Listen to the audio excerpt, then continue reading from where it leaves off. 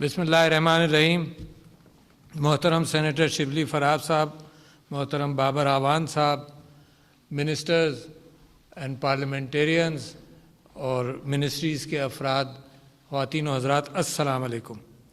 मैं आप सबको मुबारकबाद देता हूँ। एक बहुत बड़ा कदम उठाया और मैं प्राइम मिनिस्टर साहब को ख़ास तौर पर मुबारकबाद देता हूँ कि ये उनकी परसिस्टेंस थी जिसकी बुनियाद पर ये मामला यहाँ तक आया, वरना जिस एतबार से ये चल रहा था तो इम्कान नज़र नहीं आता था कि ये हो। तो सबसे ज़्यादा मुबारकबाद के मुस्तहिक वो हैं और वो अपनी साबिक़ कोशिशों के हवाले से जो क्रिकेट के मैदान में रहीं और जो ज़िंदगी के इंसाफ के अंदर ज़रूरी है कि आदमी इंसाफ का मुतलाशी रहे, तो क्रिकेट के अंदर भी, क्योंकि हम तो बड़े शौकीन फॉलोअर्स हैं क्रिकेट के, हमने तो सारी ये दुनिया देखी है। वो ज़माना भी देखा है जब क्रिकेट के अंदर अंपायर्स पूरी बेईमानी करते थे और लोगों ने यहाँ इनकार कर दिया था कि पाकिस्तान हम नहीं आएंगे या कहीं और नहीं जाएंगे। तो एक बड़ा दुनिया के अंदर तब्दीली लाए। लोगों को अंदाज़ा नहीं है कि कितना रेजिस्टेंस हुआ। और जो माई बाप हैं क्रिकेट के, उन लोगों ने कहा कि जी ये तो हो ही नहीं सकता, ये आएगा ही नहीं, मगर अल्लाह का फजल है कि वो आया। ये भी उसी तरह की कैफियत हैं, दोनों अलग अलग। मैं दोनों पर अलग अलग गुफ्तगू कर लूँगा ताकि आप लोगों को जो मिनिस्टर्स वगैरह यहाँ पर आए हैं, आपकी वजह से इस बात का इम्कान है कि ये प्रोग्राम जो है वो ज़्यादा देखा जा सके, तो लिहाजा ज़रूरी है कि यहाँ पर वो वजाहतें कर दी जाएँ। अच्छा जी, एक मशीन है, जहाँ मशीन की पहले बात हो जाए फिर electronic voting for overseas Pakistanis अलग हो जाए। तो ये मशीन है, कोई न्यूक्लियर रिएक्टर नहीं है, कोई GF-17 नहीं है, बड़ी मामूली सी छोटी सी मशीन है। क्या है ये? जो वोटिंग प्रोसेस आपका था हमेशा से वो चल रहा है, सवाए इसके कि वोट किसी फैक्ट्री में किसी प्रेस में नहीं प्रिंट हो रहा। और मैं और सब लोग वाकिफ़ हैं कि जब हमने इलेक्शंस की धांधली के ख़िलाफ़ एहतजाज किया था तो मैंने वो प्राइम मिनिस्टर साहब जो आज प्राइम मिनिस्टर हैं, पहले चेयरमैन ऑफ द पार्टी थे और अब भी हैं, उनके साथ प्रेस कॉन्फ्रेंस की थी कि जी ये प्रिंटिंग का क्या हिसाब है भाई? किसी हलके के लिए 3 लाख एक्स्ट्रा वोट प्रिंट हुए और किसी हलके के लिए 250 प्रिंट हुए, कोई मयारी नहीं था। तो हमने तो ये एलेज किया था और ये तो उन्होंने फिर माना गया कि जी हाँ ये फ़र्क है। भाई क्यों फ़र्क है? ये फ़र्क ये है कि किसी रिटर्निंग ऑफिसर ने सोचा ये कि मैं डबल वोट प्रिंट करूँगा और किसी ने कहा कि मुझे 300 से ज़्यादा की ज़रूरत नहीं है। और होता क्या था, हमारी एलिगेशन थी, होता ये था कि वो वोट बिकते थे, 8-8 हज़ार 10,000 वोट की पैकेट्स बिका करते थे। तो इलेक्शंस के अंदर धांधली की तो कहानियां एक नहीं है, बहुत सारी का। हर इलेक्शन पाकिस्तान के अंदर, हर हलके का इलेक्शन पाकिस्तान के अंदर, आप मुझे कोई हलके का इलेक्शन दिखा दीजिए जिसके अंदर लोगों ने इल्ज़ाम नहीं लगाया हो धांधली का।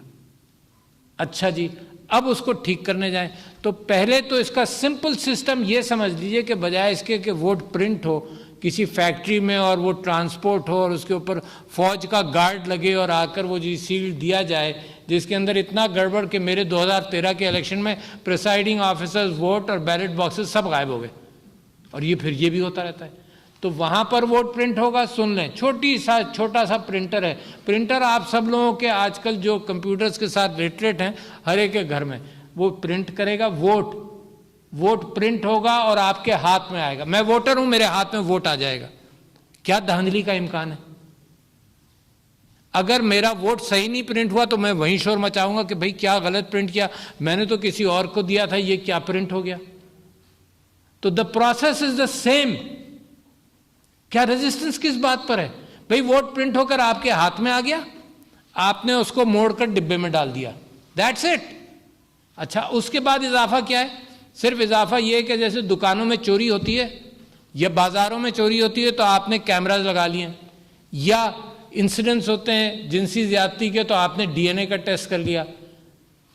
तो कल को अगर हमारी अदालतों के अंदर ये कहा जाए कि जी मैं सिर्फ ज़बानी गवाही लूँगा, जिस तरह से पिछले 500 साल से होता रहा है या 1000 साल से होता रहा है, मैं DNA की गवाही नहीं लूँगा, ये नई चीज़ है, इसकी गवाही मैं नहीं लूँगा। तो इसी मैनुअल वोट जो प्रिंट हो रहा है आपके सामने, जो बटन आपने दबाया है, और वोटर के लिए भी कोई कॉम्प्लिकेशन नहीं है, वोटर तो बड़ा आसानी से समझ जाएगा। आप सब लोगों ने ज़िंदगी भर वोट दिया है, मोहर लेते हैं आप और मोहर लगा देते हैं किसी नाम पर या सिंबल पर। और उसमें भी गड़बड़ का इम्कान है कि जी मोहर के चार स्क्वायर जो हैं वो ऊपर थे और 8 नीचे थे, ये गिनती होती है। मगर आप मोहर तो लगाते हैं, मोहर के बजाय आप उंगली से बटन दबाएंगे बस। तो वोटर के लिए क्या एजुकेशन की जरूरत है, क्या कॉम्प्लिकेशन है, क्या मसला है? और वो सारा आपने डिब्बे में वोट डाल दिया अपना, वो गिनती होगा। उसके साथ एक कैलकुलेटर है, कोई बहुत बड़ी चीज नहीं है भाई, कैलकुलेटर 60 साल से बन रहे हैं, जो बटन दबता है वो गिनती होता है। आप जो टेलीफोन बनाते हैं आप पाकिस्तान में, वो उससे 10,000 गुना ज्यादा कॉम्प्लिकेटेड है। किसी ने ये नहीं कहा जी टेलीफोन क्यों बना रहे हो भाई, बंद कर दो टेलीफोन बनाना। आप JF-17 बना रहे हैं, 50,000 ज्यादा गुना कॉम्प्लिकेटेड है कंपेयर टू अ कैलकुलेटर। कोई चैलेंज नहीं है भाई, कैलकुलेटर एक गिनती करेगा, वोट एक गिनती करेगा। अगर आपको कोई कंफ्यूजन है तो ये भी आप कह सकते हैं कि भाई कैलकुलेटर की गिनती हम नहीं मानेंगे, हम कागजी बैलेट की, जैसे हम तारीख में पिछले 70 साल से मानते आए, वही मानेंगे। मगर वो जो कैलकुलेटर है वो अप्रॉक्सीमेट गिनती या ज़्यादा एक्यूरेट गिनती देगा आपको, मगर वो गिनती फ़ौरन हाथ में आ जाएगी। सबसे बड़ा कॉम्प्लिकेशन जी, फलाने अगवा हो गए प्रिसाइडिंग ऑफिसर। जब मैं 2013 में असेंबली में आया तो एक मेरे दोस्त MNA दूसरी पार्टी के मुझे कहते थे कि भाई हमारी स्किल ये है कि हम 25 प्रिसाइडिंग ऑफिसर अनफॉर्चुनेटली खरीद लेते हैं, उनको एक घर में बिठा देते हैं, बस रिजल्ट वो होता है जो वो कहते हैं, वो बताते हैं। तो ये तो कम से कम ये होगा कि इस कैलकुलेटर की वजह से फ़ौरन हाथ में 5 बजे जब वोटिंग ख़त्म होगी, सारे पोलिंग एजेंट्स के हाथ में उसी प्रिंटर से आपको रसीद मिल जाएगी कितने वोट किसको पड़े। तो बड़ा सिंपल सा फिनोमिनन है, मगर आगे अब क्या कॉम्प्लिकेशन मुझे नज़र आ रही हैं। कल को ये जो मिनिस्ट्री ऑफ साइंटिफिक अफेयर्स है, ये मिनिस्टर ऑफ साइंस बैठे हैं, मिनिस्ट्री ऑफ साइंटिफिक अफेयर्स है, ये मैन्युफैक्चरर नहीं है। अगर इनको कहा जाए कि बल्दियाती इलेक्शन के लिए 5,000 मशीनें दे दो, तो they are not the manufacturers. इन्होंने तो सिर्फ एक अच्छी गलती ये की है कि इन्होंने प्रोटोटाइप बना दिया ताकि लोगों के सामने कोई चीज आ जाए। उस गलती की वजह से ये मैन्युफैक्चरर नहीं बन गए। तो इसका तरीका क्या होगा? अगर फर्ज करो इनको ही अथोराइज किया जाता है कि तुम मशीनें बनवाओ, तो और इसके फैसला करने वाला इदारा इंशाल्लाह बहुत हमेशा से रहा और अब भी इलेक्शन कमीशन ऑफ पाकिस्तान ने फैसला वही करेगा कि कैसी मशीन चाहिए। अच्छा, कैसी मशीन चाहिए को हम क्या कहेंगे? स्पेसिफिकेशंस। 4 पहिए गाड़ी में चाहिए, 3 पहियों की गाड़ी बनेगी, साइकिल बनेगी 2 पहियों की, तो इसको कहा जाता है स्पेसिफिकेशन। तो specification election commission of Pakistan इंशाल्लाह जल्द निकालेगा। उसकी बुनियाद पर ये रिक्वेस्ट फॉर प्रपोजल अखबार में छपेगी, फिर बिडर्स आएंगे, फिर बनाएंगे। तो ज़रा सा टाइमलाइन के लिए मैं आपसे दरख्वास्त करता हूँ मिनिस्टर साहब और इलेक्शन कमीशन ऑफ पाकिस्तान से दरख्वास्त करता हूँ, क्योंकि वो फैसला कुन इदारा है कि वो टाइमलाइंस का ये देख ले कि अगर इनसे कहा जाए कल हमें 5,000 मशीनें दे दो, तो ये इस काबिल तो है नहीं। किसी को भी आप कहते हैं परसों मुझे 1 लाख मशीनें चाहिए, नहीं। तो टाइमलाइन ज़रूर देखनी पड़ेगी, क्योंकि टाइमलाइन के बगैर ये काम अपनी जगह से हिलेगा नहीं और चलेगा नहीं। अच्छा, ये तो मामला था EVMs का। कोई इसमें इलेक्ट्रॉनिक अगर वक्त होता हमारे पास तो इलेक्ट्रॉनिक का निकाल कर कोई और लफ्ज़ डाल देते, मगर इसके अंदर लोगों को भरोसा करना चाहिए इस बात पर कि जी ये ज़रूरी है और हो जाएगा। और फिर कभी कभी कुछ लोग ये कहते हैं कि जी इतने एडवांस तरीके से, कोई एडवांसमेंट नहीं है, तो सिंपल सी बात है, इतने एडवांस तरीके से तुम वैसे करो जैसे हिंदुस्तान ने किया 25 साल के अंदर वो यहाँ आए हैं। तो ये बिल्कुल ऐसे ही है कि पाकिस्तान को ये कहा जाए कि आजकल अब आप स्मार्टफोन भी बना रहे हैं, आपको ये कहा जाए कि कहाँ स्मार्टफोन पे कहाँ तुम्हारी काबिलियत है भाई, तुम जाओ उस रोटरी फ़ोन पर वापस, पहले वो 5-10 साल बनाओ, कॉन्फिडेंस अख्तियार करो, फिर आना तुम स्मार्टफोन्स के ऊपर। या अगर मिनिस्टर ऑफ रेलवेज कहे कि जी हम इंजन बनाना चाहते हैं, इलेक्ट्रिक इंजन रेलवे का, तो कहा जाए स्टीम इंजन बनाओ पहले, उस पर हाथ साफ करो। तो please get out of this. मुल्क तरक्की करता है नई चीज़ें अडॉप्ट कर जो आपको घूर घूर कर देख रही हैं हर एतबार से। तो लिहाजा ये तो बात हुई इलेक्ट्रॉनिक वोटिंग की। सिंपल पेपर बैलेट वहीं प्रिंट हो रहा है, आपके हाथ में आ रहा है, आप देखकर उसको डाल रहे हैं। इसमें ज़्यादा कॉम्प्लिकेशन में मैं नहीं जाऊंगा। और 8 लाख मशीनों का मेरी राय ये है कि शायद 8 लाख की भी ज़रूरत ना पड़े, प्रिंटर ही, क्योंकि पैड, वोटिंग पैड, प्रिंटर और डिब्बा है और कोई ख़ास चीज़ नहीं है, तो 8 लाख की भी शायद ज़रूरत नहीं पड़ेगी। वो आइडियाज़ हमारी मीटिंग्स के अंदर इनके साथ मिलकर तय भी हुए हैं। अब आ गई बात इंटरनेट वोटिंग की। इंटरनेट वोटिंग के ऊपर, इसके ऊपर भी मैंने बड़ी मेहनत की है, पार्टी ने जिम्मेदारी दी हुई थी। और इंटरनेट ओवरसीज़ पाकिस्तानीज़ के ऊपर तो मैं 2010 में secretary general as of the party के तौर पर मैं सुप्रीम कोर्ट में जब से गया हुआ हूँ, तो बड़ा क्लियर था कि हक ओवरसीज़ पाकिस्तानीज़ का वोट देने का उतना ही है जितना पाकिस्तानी का है। तो ये हक भी सुप्रीम कोर्ट ने फाइनली ये क्लैरिटी के साथ डिक्लेयर कर दिया। अच्छा, फिर लोगों ने कहा, जब 2018 में मैं कोर्ट में पेश हुआ तो सुप्रीम कोर्ट के चीफ जस्टिस ने पूछा कि जी आप कैसे आए। मैंने कहा जी मैं भी पिटिशनर हूँ। तो कैसे आए? तो मैंने कहा कि जी इसके लिए बात करने आया हूँ। तो वहाँ भी कुछ लोगों ने डराया कि जी यहाँ हैकिंग होती है। अच्छा, तो मेरा आर्गूमेंट जो सुप्रीम कोर्ट में था वो आपके सामने पेश कर देता हूँ। मेरा आर्गूमेंट सुप्रीम कोर्ट में था कि मेरी जेब में टेलीफोन था, मैंने उनसे निकाल कर कहा, जी चीफ जस्टिस साहब क्या आपको मालूम है कि टेलीफोन पर रोज़ाना डिजिटल ट्रांजैक्शंस कितने होते हैं दुनिया में? डिजिटल ट्रांजैक्शंस का अमाउंट क्या होगा? हैकिंग के ऊपर मैं बहस कर रहा था और ये बहस बड़ी ज़रूरी है। तो उन्होंने कहा कि जी 15-20 बिलियन डॉलर होता होगा। तो ये मैं 2018 का फिगर आपको बता रहा हूँ। 5 trillion dollars daily R transacted on a digital platform. 5 trillion dollars. और यकीनन हैकिंग भी होती होगी। ये जो आपका इलेक्शन है, हर इलेक्शन के अंदर धांधली होती है। अच्छा, इसके स्टैटिस्टिक्स क्या हैं इस हैकिंग के? स्टैटिस्टिक्स ये हैं कि ये हवाई जहाज़ के ट्रैवल से उसकी प्रोबेबिलिटी बहुत कम है। हवाई जहाज़ के क्रैश का इम्कान ज़्यादा है।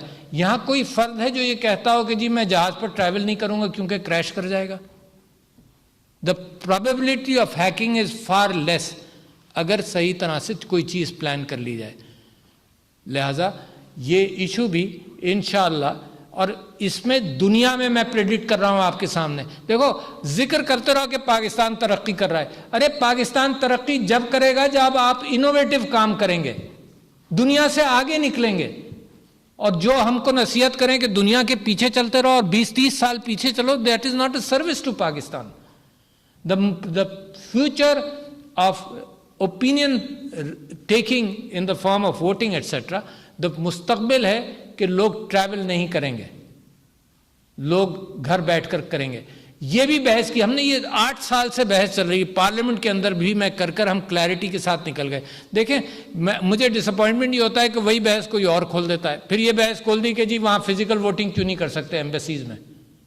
एम्बेसीज में फिजिकल वोटिंग कराने के लिए, और आपको मिसाल देता हूँ, अगर सऊदी अरब के अंदर एक एम्बेसी है रियाद में, एक आपकी कौंसलेट है जद्दा में, आप और वहाँ पर फर्ज कीजिए 4 लाख पाकिस्तानी है। 4 लाख पाकिस्तानी सऊदी अरब में अगर एम्बेसी के आगे खड़ा हो जाए तो it will be a law and order situation. Saudi government would not like that to happen. तो physical voting at embassies rule out कर दें। फिर यह हुआ कि जी पोस्टल वोटिंग तो हो सकती है। Postal voting through out middle east, घर टू हाउस पर नहीं जाता कोई, यानी खत जो है वो घर पर नहीं जाता। यूएई में सारे वर्कर्स के जो अगर खतूत जाते हैं तो वो जो एम्प्लॉयर है उसके हाथ 5000 वर्कर है तो 5000 खतूत उसके हाथ में जाते हैं, उसकी मर्जी जब डिस्ट्रीब्यूट करे जब उससे आए। तो पोस्टल वोटिंग भी वॉज रूल्ड आउट। तो एक ही चीज़ रह गई, internet voting, and ensure that fact. और अगर पाकिस्तान ने ये कर लिया, इंशाअल्लाह कर लेगा, तो दुनिया के अंदर it will market it is a product of Pakistan. दुनिया के अंदर, दुनिया को ज़रूरत है इन चीज़ों की। इसी तरह से इलेक्ट्रॉनिक वोटिंग मशीन, लोग मिसाल देते हैं जी फलाने मुल्क ने रिजेक्ट कर दिया, फलाने मुल्क ने रिजेक्ट कर दिया। एक तो एप्पल्स एंड ऑरेंजेस की बात करते हैं कि क्या रिजेक्ट हुआ, क्या एक्सेप्ट हुआ, और जिन ममालिक ने इसको रिजेक्ट किया उनके अपने सिस्टम्स बेहतर हैं, मजबूत हैं, इस वजह से उन्होंने ईवीएम को रिजेक्ट किया होगा किसी फॉर्मेट के। हमारे सिस्टम्स की कमज़ोरी की वजह से हमें ये चीज़ चाहिए, तो ये हमारी ज़रूरत है। तो ख़वातीन और हज़रात, आपकी समा खराशी ज़रूर हुई, मगर आपकी वजह से इतने अहम लोग आए हुए हैं, आप सब लोगों की वजह से मुझे ख्याल ये था कि ये टेलीविज़न पर जाकर ये बात ज़रा सा क्लैरिटी के साथ आवाम तक भी पहुंच जाएगी, जिनको कन्विंस करना, जिनको भरोसा दिलाना। सारा 5 साल इसी चक्कर में गुजर जाते हैं कि जी ये धांधली हुई, धांधली हुई, धांधली हुई, और होती भी है। तो लिहाजा धांधली का किस्सा ख़त्म करें, गवर्नमेंट क्लैरिटी के साथ अलर्ट होकर मजबूत गवर्नमेंट आए जो मुल्क के मसाइल के अंदर क्लैरिटी ऑफ लीडरशिप रहे और मुल्क कन्फ्यूजन का शिकार ना हो कि गवर्नमेंट कैसी है। तो thank you very much, hard work, Shibli Faraz sahab, Babar आवान साहब, आप सब लोगों ने जो इतनी मेहनत की है, पार्लियामेंट में मेहनत की है, सबको कन्विंस करने की कोशिश की है। कोई फिक्र नहीं करें, इंशाअल्लाह कौम कन्विंस होती जाएगी। हर नया कदम कभी कभी परेशानी का बायस होता है, लोग डरते हैं, मगर ये कि इंशाअल्लाह पाकिस्तान जिस अंदाज से इन चीज़ों में तरक्की करेगा, सब चीज़ों में भी करेगा। तो आप सबको मुबारक हो, अल्लाह ताला हमें इसके अंदर हमारी मदद भी करे कि हम कामयाब भी हो जाएं और डिलीवर कर सकें जो इस हुकूमत ने प्रॉमिस किया है। शुक्रिया लेडीज़ एंड जेंटलमैन, अस्सलाम वालेकुम।